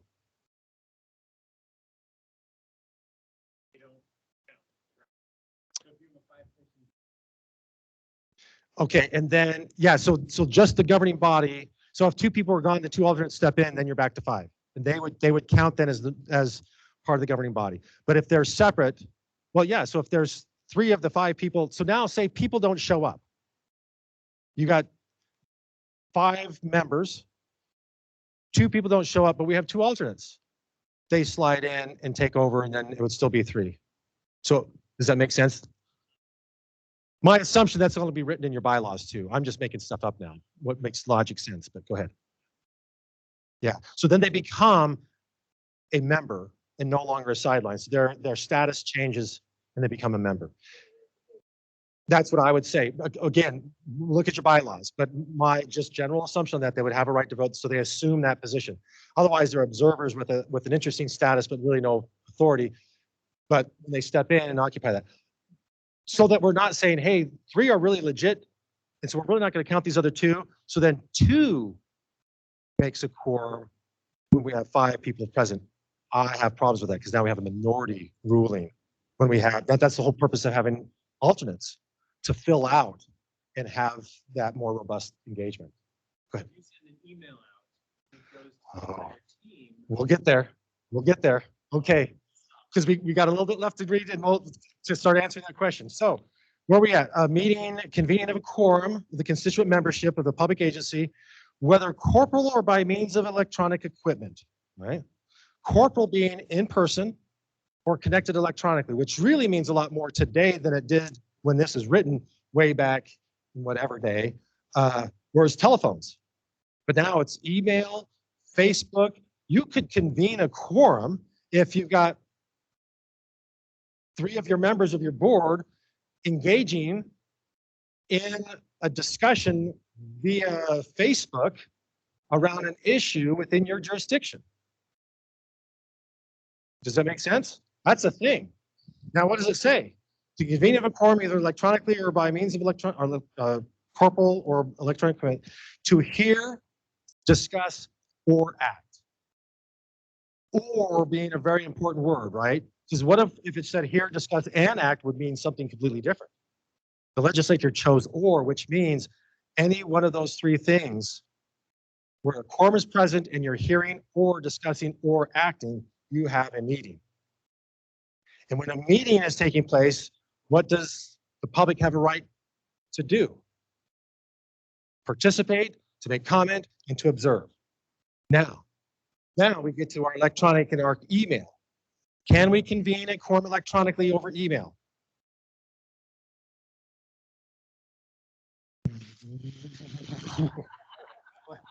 Let's just answer the first question, then we'll get to the comment. So yes, we can convene a quorum via email.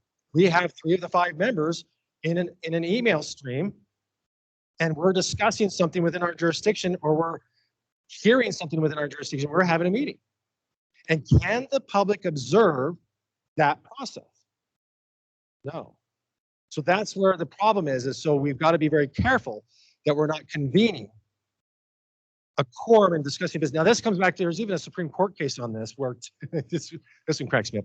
2 county commissioners, shocker, were discussing over the phone a land use decision. And they decided during that conversation how they're going to vote on it. So, the ways this is so wrong. You don't think a developer is going to not sue. And here's the other thing. How did that get out without one of them saying, oh, Larry and I were talking on the phone last night. We decided this is what we're going to do. Right? So they told on themselves. And of course, the developer sued and prevailed on them, saying, look, you violated my constitutional right. I have a right to observe the deliberations. It goes into the decision that you made. Right? So I have a right. I want to see the sausage being made, because how else am I going to both participate, make comment when you've already had the discussion, you've clarified it, you've worked it all out, and now you're bringing it forward at a meeting that I can now observe and take action on, and I'm out of the loop. My ability to influence the sausage making is now gone. You with me on that? So that's one of the, so it's really dangerous to do these things electronically. So now that's not to say we can't send out an email to the whole body saying, hey, reminder, meeting next week at 7 o'clock, Joe, bring refreshments. That's not a problem. But if someone were to hit reply all and say, hey, I just saw this cool article, I think we got to, take a look at that. What do you think about it? Or this is what I think, or I was talking to Bob down on Main Street, or Jill, and this is what I heard them say about this thing that's on our agenda. What do you think we got to do about it? We had an airport authority, actually not far from here, that got a big FAA grant. And they thought, oh, that it's too quick. We turn around on this is too fast. We don't have time to have all these meetings. And they literally went in their basements and they did all this planning of how they're going to do this overall plan for this airport without having one public meeting. And then they noticed around the county, hey, come to our public meeting where we're going to release our plan. Oh yeah. So county attorney got involved, as you can imagine, and it took the county attorney, the deputy county attorney, and 2 of my staff an hour and a half prevailing upon this board, helping them understand that that is, you can't come out, you got to start the process all over again. You've got to notice it. And here's the thing. What are the chances anyone's going to show up at the airport authority board meeting? Probably none, right? Probably none, but it's noticed. But now, since you didn't give them the opportunity to participate, suddenly everybody wants to show up, right? I want to watch paint dry. Give me a chance. So that's the ironic thing. Had they just said, look, we're going to meet at the library meeting room, and here's our agenda, we're going to do this, probably no one's going to show up. But you're honoring the constitutional right, whether people exercise it or not. Because I'll tell you, once they feel like I'm losing it, oh yeah, they'll show up and they'll let you know about it. So does that help? And so here's another thing, any email that is of public nature that has to do with your role as a board member is subject to disclosure. So what I would suggest, if you don't do this already, I would suggest you don't use your personal email account for all your public business. Because it may come to the point where someone is not happy or whatever, and there is a lawsuit and they want, or there's just a public records request.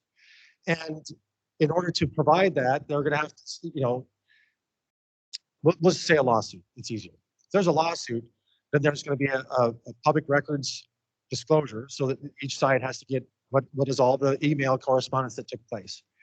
And it may come to the point where the city or whoever your representation is going to have to comb through your personal email account to look at all of the emails to determine whether that is a public email or a private email.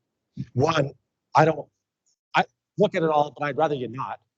2, that's a huge waste of money for $250, $300 an hour for some attorney to sit there with a Sharpie saying private or private, oh, public, right? That's a waste of time. So what I would suggest is create a Gmail account. Say, it's Airport Authority Chair. Perfect. Airport Authority Chair or Seat 1, Airport Authority Seat 2 at gmail.com. It's very cheap, where you can do actually a proper Google thing. But that way, all your public emails go through that account. If there's ever a records request, you just, and the public agency can maintain the passwords on it.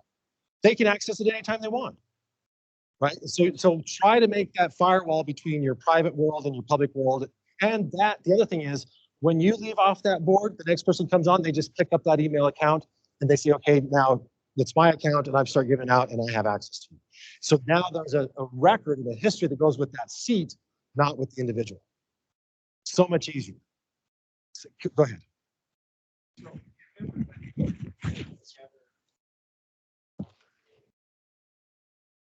As you don't discuss business, it's okay. Yeah, so good question. So the question is if there is, say, the meeting after the meeting. Okay, so the meeting convenes or adjourns and we all go out for a beer. And as long as we're not talking about public business, not a problem. Talk about hunting, talk about the football game, talk about whatever, Beyonce's new record. That's all a fair game. But once you start talking about the next development, now we're again, it's what I like to say, a meeting that's inconsistent with the law. Because I'm not an attorney, I can't say it's illegal. But yeah, it is a great question. Jorgensen's. I'm not going to repeat that for the rest of the folks. Yeah, but I can't. Yeah, I can't. I'll just say this: I wouldn't look to the legislature as a model of how to apply the laws of this state. And here's the thing: is that we just haven't held them accountable. We haven't held. Think about during the legislative session. If you're expected to give 2 days notice, 48 hours notice, do they? The answer is no, they don't. But we've never held them accountable to that standard. And there's no carve out for the legislature that doesn't have to. Don't get me started. But that's the thing, right? That we could sue and force them to notice 48 hours before they make final action.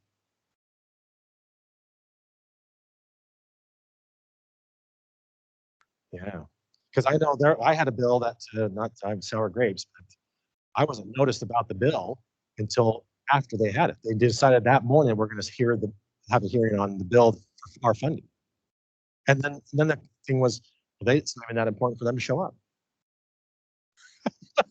Had I known, I would have been there. Okay, focus, Dan.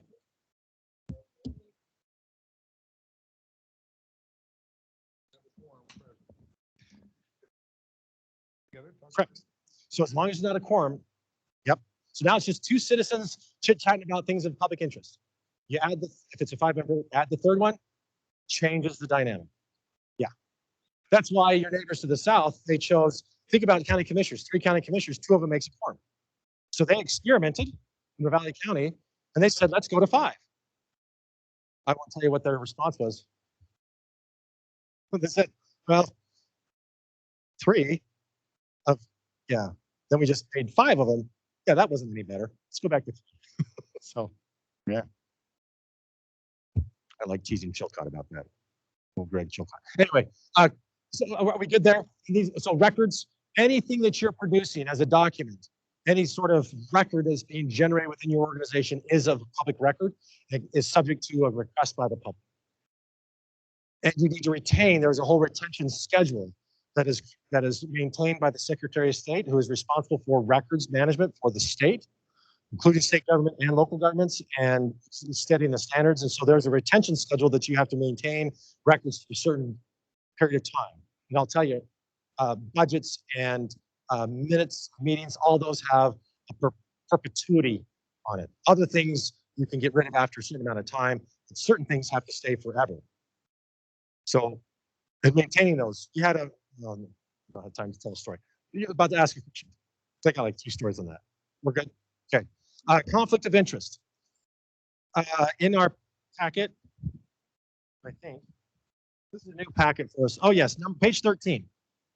In Montana, part of our Constitution, as you can see at the top of page 13, basically it says the legislature shall create a code of ethics prohibiting a conflict between between public duty and a private interest of members of the legislature and all state and local government and employees.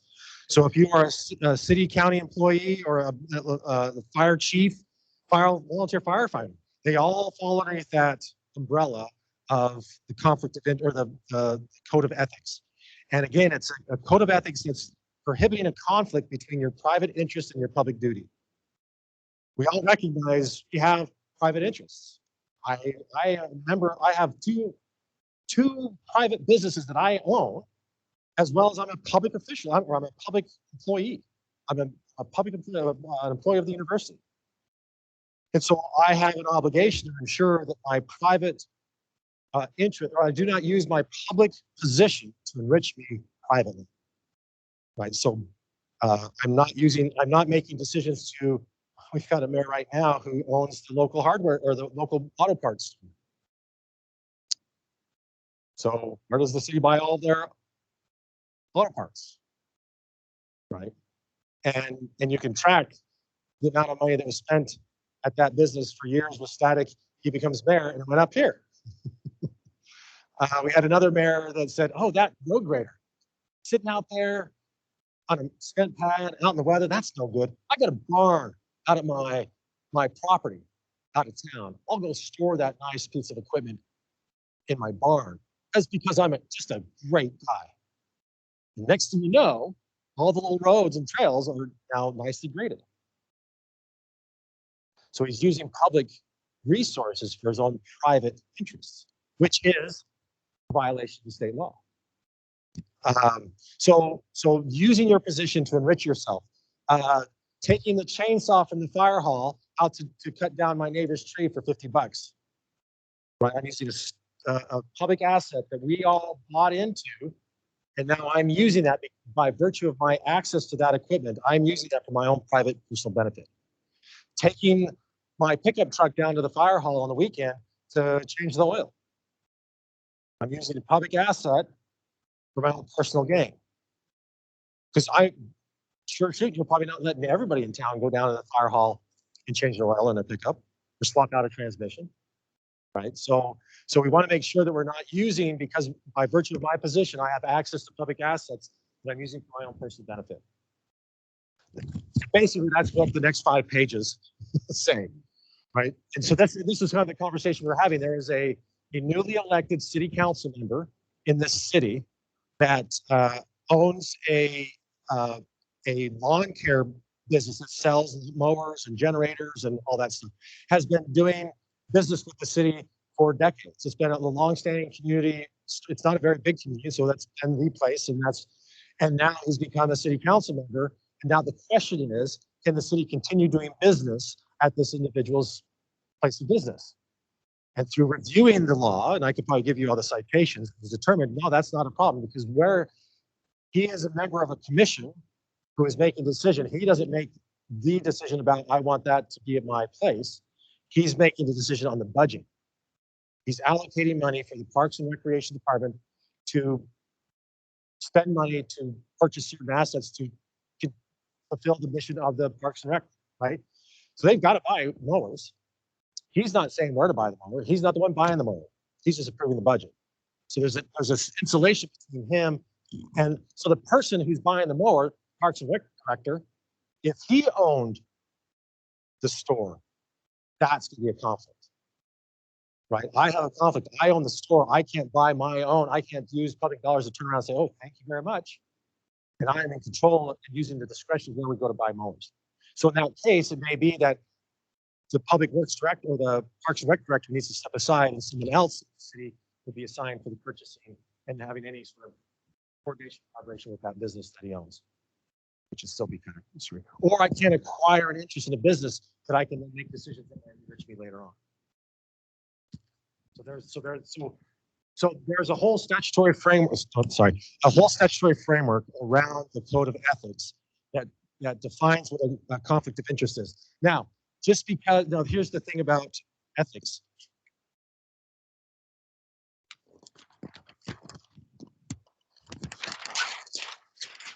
This is what I like to call, there's the big E of ethics and the little e of ethics.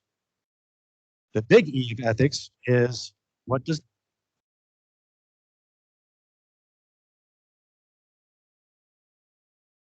this one doesn't give me stats. It's just right on the green.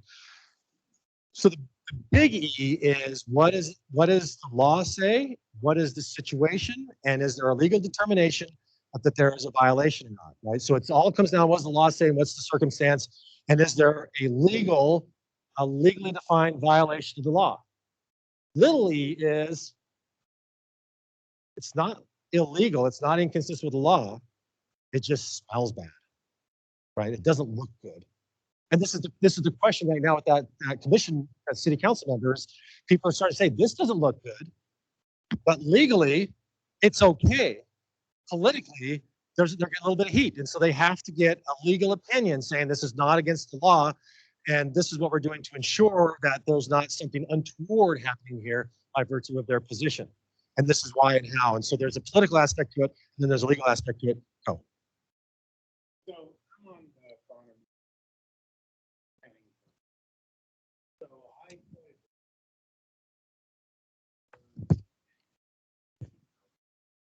if there's something that comes before us on planning board that takes place in Bonner Milltown. And I don't know if I have to, but I just feel like it's one of those things that you should say, I know about how the public feels about this one project because I'm on the community council. And I don't think it's a conflict, but it's out there.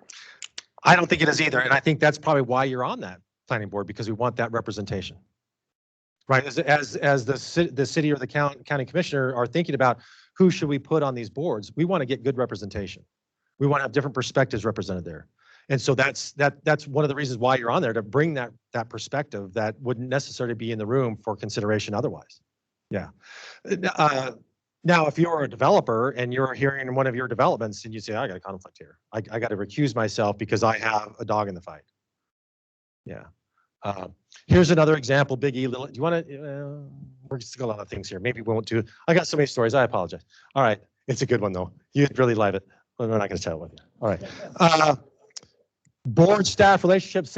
So again, and again, whatever your bylaws say, and whatever, okay. Your boards, you exist because there was a resolution adopted by whatever governing body created you. And in that resolution, it defines who you are, how many of you are, what's your representation, you know, all that is defined in that resolution that defines who you are and what your purpose and role is and what the powers and authorities you have, whether you're advisory or administrative, whether, you know, who appoints you, are you elected, all that's defined there. So that should be the thing that is your guidepost for defining some of these relationships. Now, it may be that it's not mentioned, the relationship with staff, right? So it's, and again, it's part of that experiment. And so we realized, oh, there's a sticky thing here that it's creating problems and our effectiveness is being compromised because of this lack of clarity here. And so it could be that you can go back to the commission and say, hey, could you add some clarity to our resolution so it better defines this relationship with staff? So this is not an uncommon challenge that we have around the state when we have departments and advisory boards that are advising a department. In that, what's the role here? Advisory boards typically do not direct staff. They are there to say, here's the situation, we want your input to inform us. And then we use that input, and then there's still going to be guideposts and sideboards and other challenges that administratively they have to follow through, but they're getting that input from the public to help frame and shape it. It may look different than what you're recommending at the end, but there may be things outside of anyone's control. There's just legal things or whatever you have to account for in fulfilling that. Or it might be the pleasure of whatever the commission or council might say, thanks for your input, we're going to do a little modification of that. But typically the boards, unless it says in your resolution, the boards do not manage staff and they typically don't direct staff. And that's usually that problem, and this is the problem that they're having in Helena, is that they have these boards that, because there's a lack of direction and lack of clarity, they had a lot of staff directing, board members, which is even worse. Wasn't even the board, it's board members coming in and directing staff. It's like, no, you are not the boss of this. You're not an employee, and we don't, you know, so as a lack of clarity create a whole lot of anxiety and tension in the system. And so they had to go back and create new ordinances, new clarification. Here's your lane, very clear about that. And with that clarification and clarity, it allows you to be more engaged in the space that you have. Right? When there's a lack of clarity, then we're all over the place and your effectiveness goes way down. When it's clear, it's like, okay, I know my patch. I'm going to really be all in there. Does that help? Maybe some. I don't know how to ask the question, but yeah. And we're looking at how I'm on a board and we as a board agrees some of the stuff that's being done by the department isn't in line with what we think. It isn't in line with policy. It isn't in line with the law. So this is the question. So then me as a board chair, go to the commissioners, not to the employee, but to the commissioners and say, this is what we see. Yeah. Yep. You can act or not act. It's up to you. Yeah. So yes. And so I think there's a duty there that we say, hey, this isn't working. We're really concerned. And there's a liability issue and the commission may not be aware. So you got to listen, hey, we got to be transparent about that. Yeah. So I don't have a problem with that. Yeah. And weed boards are a little bit different. There's a different structure of weed boards, which might be different in your food policy advisory board, right? So their role is going to be different than your role. You're going to have a little bit more of that oversight and say, because you will supervise the weed coordinator in conjunction with the county commission. So it's a shared role that you have. I think that's what I think that's what the law says.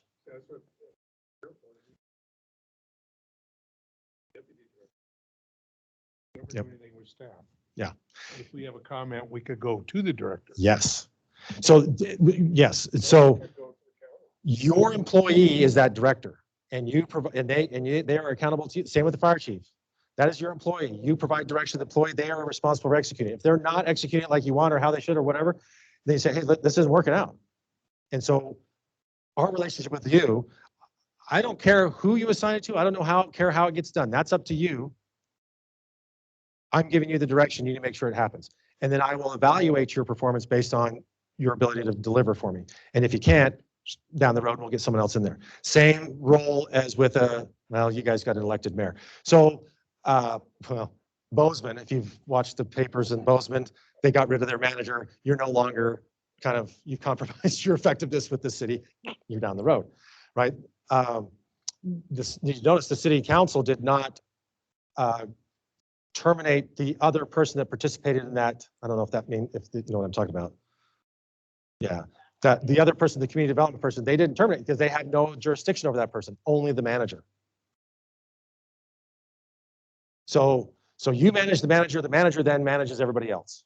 Like, so your weed coordinator, your airport authority dude, whoever it might be, and the director maybe, depending on what your bylaws say, it might be the associate director or whatever, the deputy fire chief, right? And then the fire chief has its whole leadership structure, but then they manage and make sure that that happens. So your employee is the fire chief. And there might be some other things about the volunteers I can't remember now, but yeah. And then it's up to them to make sure the policies adopted by the board are carried out. Okay, and mosquito folks, same thing. Interpretation of the code. This is what the beauty of having a county attorney or a city attorney. When there's question about the code, this is what we think it says, and that's what you think it says. Well, let's get an opinion from the attorney. The attorney, what they can look at is all this stuff. Oh, I threw it on the ground. All the AG opinions, all the Supreme Court case notes, all of that brings additional context to what that statute says. Right. So if you look at the privacy and closed meeting law, it's only like 4 sentences, but there's hundreds of pages of AG opinions of Supreme Court cases that clarify those 4 pages or those 4 sentences in the statute. Gravelgate. If you've heard about that one. Quickly, because this is a fun story. There was a police chief in a small town having inappropriate relations with a woman while on duty in the cop car down at the gravel pit. It became known that this had happened because there's a microphone. Okay. So now the city's like, what are we going to do? How do we discipline this, right? So this is very new. This is like in the early 80s. So we're all testing our privacy and transparency laws are all now being tested with this one seedy, trashy romance novel type of a situation, which is very fun for me because all of us get to read this, trashy stuff. But yeah, so here's an example. So there's multiple rulings that came out of this particular situation. And they called it Gravelgate. It was quite famous at the time. But one of the things was the city council wanted to bring in the woman that was a part of this liaison, bring her in and ask her, what's your side of the story as we're thinking and contemplating how to manage the police chief's employment with us. And the police chief sued the city saying, no, you can't, because, well, the city wanted to have a executive or closed session to have that conversation with her. Police chief sued saying, no, it's common knowledge. Everybody knows what happened. So there shouldn't be an expectation of privacy because everybody already knows it. What is there to protect? Not a bad way to argue. Very intimidating to me, but anyway, went all the way to the Supreme Court. The Supreme Court said, no, they can close the meeting. Regardless of the knowledge the public has of this, the woman still has an expectation of privacy. So that clarified, again, where those lines are. And that's the point in all that big story, is that the attorneys have access to all that stuff. So it may be that you know, in this discrepancy, they can then look and give you an opinion and say, this is what it is. And then you say, okay, we'll follow that. Yeah. It leaves like confusion and extra work. Yeah. Yeah, rinse and repeat. So it helps to bring in that legal opinion and say, you know, tell us at least what does the law say, and then we can at least agree on that. And then then where we have the discretion, we can use the discretion, but the core is what does the law say?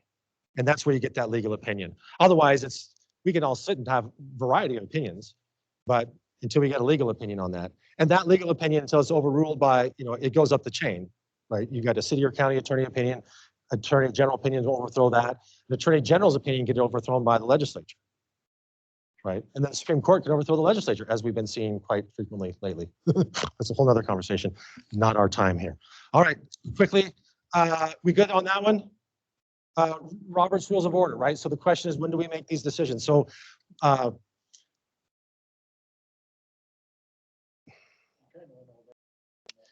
yeah, so have those agenda items, and then that's where we're going to make a decision. Either we're going to table it, but somehow we're going to deal with this issue.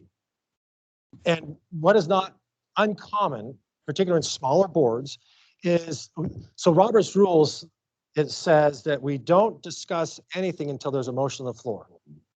Robert's Rules of Order is designed around how do we have an organization or association of 100 members make a decision, like a whole bunch of people. It really isn't designed for a small legislative deliberative body. So what we say is when you have your ground rules your bylaws or your rules of procedure, write in there that we will follow Robert's Rules of Order as long as it's consistent with the law, the Montana Code annotated, and with these exceptions. And you can write in there an exception that we will allow some level of discussion about an issue or a topic prior to making a formal motion. Now, why do we do that?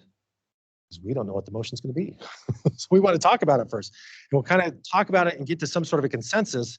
And now there's clarity. This is what we want. Now we're ready to make the motion. I'm perfectly okay with that. The other alternative is somebody's going to throw something out there. And as our subsequent discussion about that motion, we're going to realize, oh, we've got to make a tweak to it. So now we got to do an amendment and a vote and an amendment to the amendment, and to make it way too confusing. So my preference is that as long the purpose of only having discussing something when there's a motion on the floor is so that you don't rabbit trail. And if you stay disciplined, we're not going all over. So we're talking about this issue, stay on the topic. Let's talk about it. And we find consensus of that issue. And then it's clear what the motion is going to be. You're saying that there has to be something written in your policy? No, what I'm saying is in your policy, just saying we're going to use Robert's Rules of Order. So you're explaining this is how we conduct business. So that's what your bylaws are going to say. How do we? So all those decisions are going to be made once, and then after that we just follow that. And so when you say we're going to use this, you could use Masons. There's a lot of different formats for conducting meetings. Robert's Rules is one of them. And so you can say we're going to follow Robert's Rules, but there's some things about Robert's Rules like minutes. If you followed the Robert's Rules of Order framework for taking minutes, you would violate Montana state law, right? Because they say action minutes only. Motion, action, motion, action.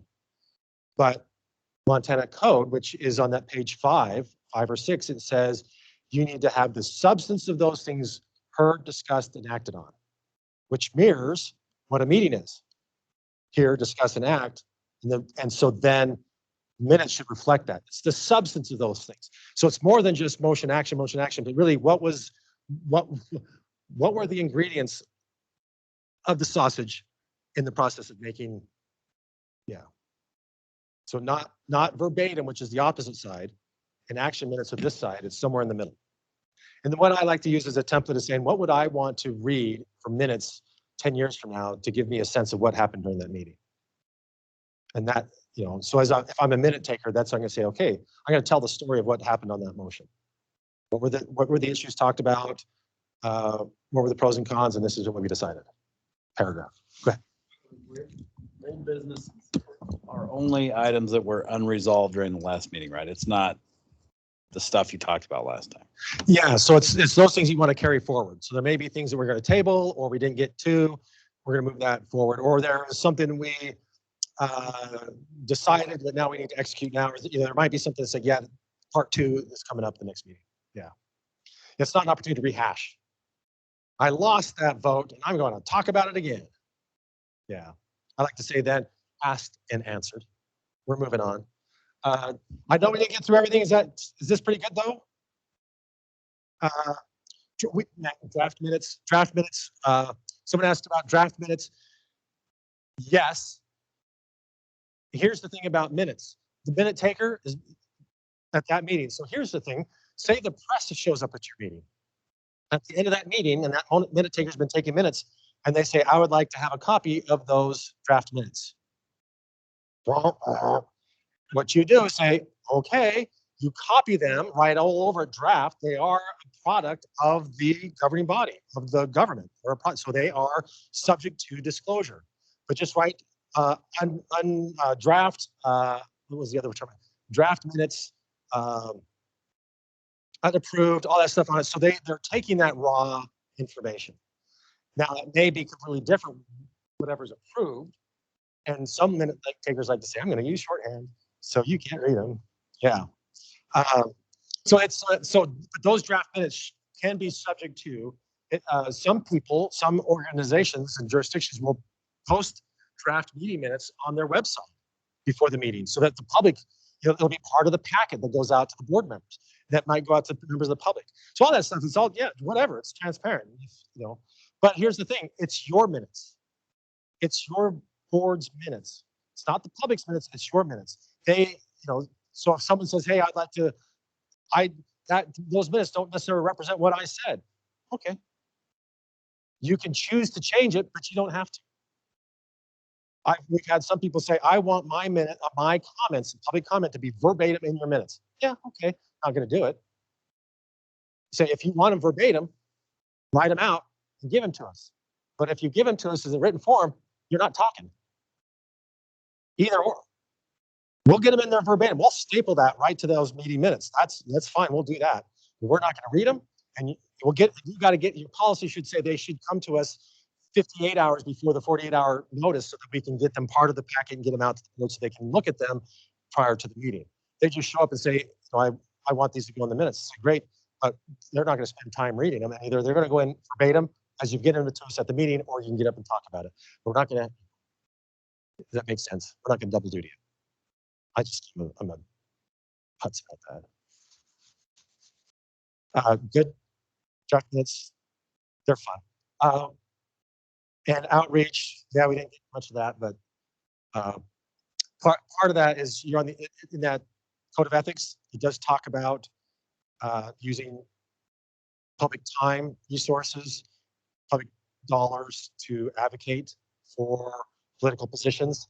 So if you're going out for a voted in mill levy to increase your budget, you've got to be very careful about how you approach that as a governing body, that you don't step over the line into advocacy. So what I would suggest, if you're going down that path, is I would connect with the county attorney and say, hey, can you give us some guidelines? Or contact the Commissioner of Political Practice in Helena.